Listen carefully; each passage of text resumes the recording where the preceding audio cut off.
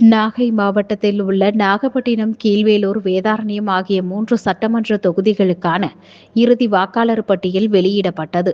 3 தொகுதிகளிலும் சேர்த்து மொத்தம் 5,27,947 பேர் இறுதி வாக்காளர்களாக உள்ளனர்.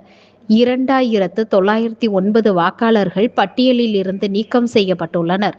நாகப்பட்டினம் தொகுதி வரைவு பட்டியலில் 1,65,979 வாக்காளர்கள் இருந்த நிலையில் இறுதிப் பட்டியலில் 1,72,979 உயர்ந்துள்ளது. இதனால் 7,000 பேர் அதிகரித்துள்ளனர். கீழ்வேளூர் சட்டமன்ற தொகுதி வரைவு பட்டியலில் 1,63,598 பேர் இருந்த நிலையில் இறுதிப் பட்டியலில் 1,68,934 உயர்ந்துள்ளது. இதனால் 5,336 பேர் அதிகரித்துள்ளனர்.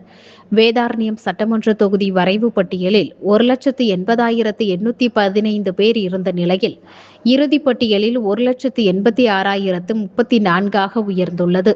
இதனால் 5,219 பேர் அதிகரித்துள்ளனர். நாகை மாவட்ட ஆட்சியர் அலுவலகத்தில் நடைபெற்ற நிகழ்ச்சியில் மாவட்ட ஆட்சியர் ஆகாஷ் அரசியல் கட்சி பிரதிநிதிகள் முன்னிலையில் இறுதி வாக்காளர் பட்டியலை வெளியிட்டார்.